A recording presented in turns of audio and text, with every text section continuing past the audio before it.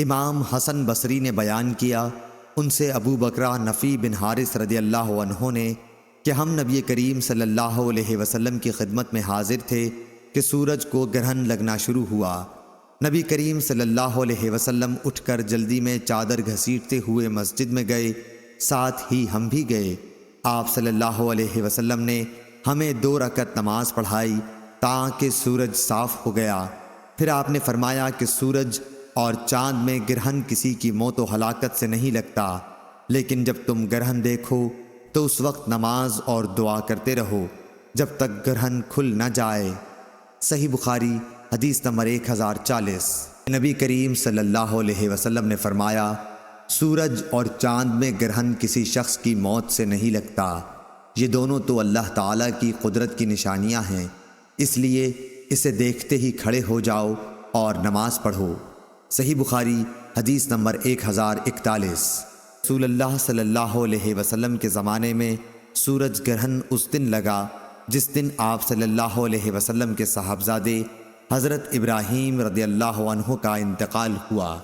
بعض لوگ کہنے لگے کہ گرہن حضرت ابراہیم رضی اللہ عنہ کی وفات کی وجہ سے لگا ہے، اس لیے رسول اللہ صلی اللہ علیہ وسلم نے فرمایا کہ گرہن کسی کی موت و حیات سے نہیں لگتا، البتہ تم جب اسے دیکھو تو نماز پڑھا کرو اور دعا کیا کرو۔ صحیح بخاری حدیث نمبر 1043۔ رسول اللہ صلی اللہ علیہ وسلم کے زمانے میں سورج گرہن ہوا تو آپ نے لوگوں کو نماز پڑھائی۔ پہلے آپ کھڑے ہوئے تو بڑی دیر تک کھڑے رہے، قیام کے بعد رکوع کیا اور رکوع میں بہت دیر تک رہے، پھر رکوع سے اٹھنے کے بعد دیر تک دوبارہ کھڑے رہے لیکن آپ کے پہلے قیام سے کچھ کم، پھر رکوع کیا تو بڑی دیر تک رکوع میں رہے لیکن پہلے سے مختصر، پھر سجدے میں گئے اور دیر میں سجدے کی حالت میں رہے۔ دوسری رکعت میں بھی آپ صلی اللہ علیہ وسلم نے اسی طرح کیا۔ جب آپ صلی اللہ علیہ وسلم فارغ ہوئے تو گرہن کھل چکا تھا۔ اس کے بعد آپ صلی اللہ علیہ وسلم نے خطبہ دیا، اللہ تعالیٰ کی حمد و ثنا کے بعد فرمایا کہ سورج اور چاند دونوں اللہ کی نشانیاں ہیں اور کسی کی موت و حیات سے ان میں گرہن نہیں لگتا۔ جب تم گرہن لگا ہوا دیکھو تو اللہ سے دعا کرو، تکبیر کہو اور نماز پڑھو اور صدقہ کرو۔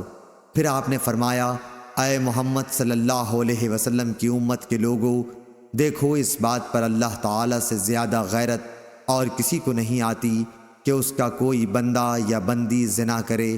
اے امت محمد صلی اللہ علیہ وسلم، واللہ جو کچھ میں جانتا ہوں اگر تمہیں بھی معلوم ہو جائے تو تم ہنستے کم اور روتے زیادہ۔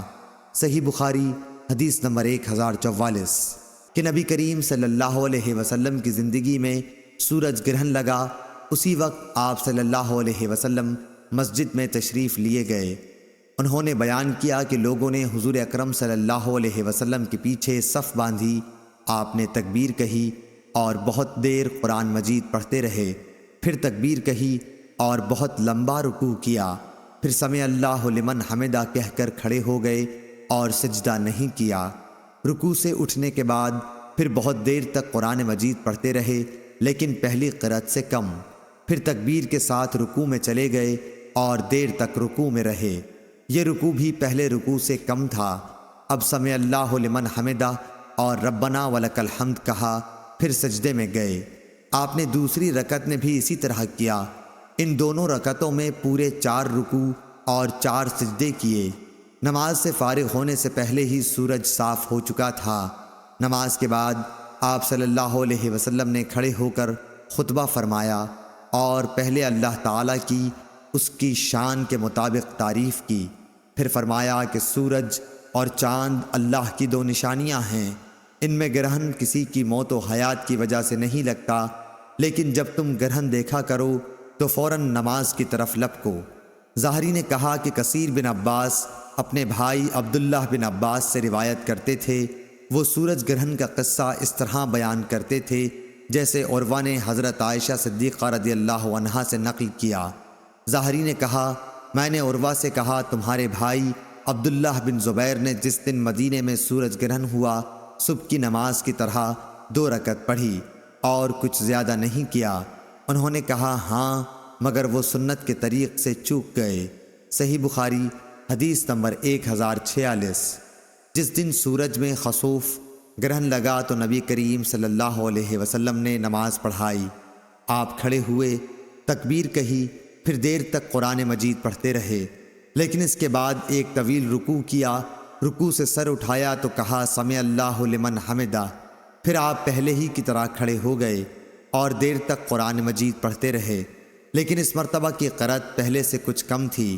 پھر آپ سجدے میں گئے اور بہت دیر تک سجدے میں رہے۔ پھر دوسری رکعت میں بھی آپ نے اسی طرح کیا۔ پھر جب آپ نے سلام پھیرا تو سورج صاف ہو چکا تھا۔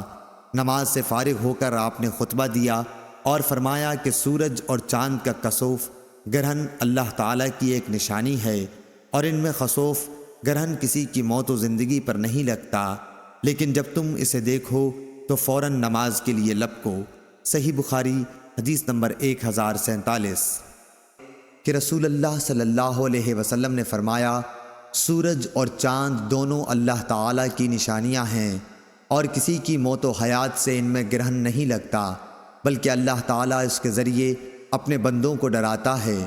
عبد الوارث شعبہ، خالد بن عبداللہ اور حماد بن سلمہ، ان سب حافظوں نے یونس سے یہ جملہ کہ اللہ ان کو گرہن کر کے اپنے بندوں کو ڈراتا ہے بیان نہیں کیا، اور یونس کے ساتھ اس حدیث کو موسیٰ نے مبارک بن فضالہ سے، انہوں نے امام حسن بصری سے روایت کیا۔ اس میں یوں ہے کہ ابو بکرہ نے حضرت صلی اللہ علیہ وسلم سے سن کر مجھ کو خبر دی کہ اللہ تعالیٰ ان کو گرہن کر کے اپنے بندوں کو ڈراتا، اور یونس کے ساتھ اس حدیث کو اشعث بن عبداللہ نے بھی امام حسن بصری سے روایت کیا۔ صحیح بخاری حدیث نمبر 1048۔ ایک یہودی عورت ان کے پاس مانگنے کے لیے آئی اور اس نے دعا دی کہ اللہ آپ کو قبر کے عذاب سے بچائے۔ حضرت عائشہ رضی اللہ عنہا نے رسول اللہ صلی اللہ علیہ وسلم سے پوچھا کہ کیا لوگوں کو قبر میں عذاب ہوگا؟ اس پر آپ صلی اللہ علیہ وسلم نے فرمایا میں اللہ تعالیٰ کی اس سے پناہ مانگتا ہوں۔ صحیح بخاری حدیث نمبر 1049۔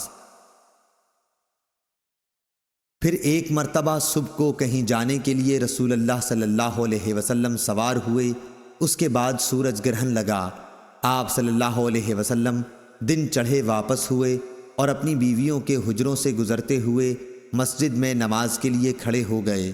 صحابہ رضی اللہ عنہم نے بھی آپ کی اقتداء میں نیت باندھ لی۔ آپ صلی اللہ علیہ وسلم نے بہت ہی لمبا قیام کیا، پھر رکوع بھی بہت طویل کیا، اس کے بعد کھڑے ہوئے اور اب کی دفعہ قیام پھر لمبا کیا، لیکن پہلے سے کچھ کم، پھر رکوع کیا اور اس دفعہ بھی دیر تک رکوع میں رہے، لیکن پہلے رکوع سے کچھ کم، پھر رکوع سے سر اٹھایا اور سجدے میں گئے۔ اب آپ پھر دوبارہ کھڑے ہوئے اور بہت دیر تک قیام کیا، لیکن پہلے قیام سے کچھ کم، پھر ایک لمبا رکوع کیا، لیکن پہلے رکوع سے کچھ کم، پھر رکوع سے سر اٹھایا اور قیام میں اب کی دفعہ بھی بہت دیر تک رہے، لیکن پہلے سے کم دیر تک۔ چوتھی مرتبہ پھر رکوع کیا اور بہت دیر تک رکوع میں رہے، لیکن پہلے سے مختصر۔ رکوع سے سر اٹھایا تو سجدے میں چلے گئے۔ آخر آپ صلی اللہ علیہ وسلم نے اس طرح نماز پوری کر لی۔ اس کے بعد اللہ تعالیٰ نے جو چاہا آپ نے فرمایا۔ اسی خطبے میں آپ نے لوگوں کو ہدایت فرمائی کہ عذاب قبر سے اللہ کی پناہ مانگے۔ صحیح بخاری حدیث نمبر 1050۔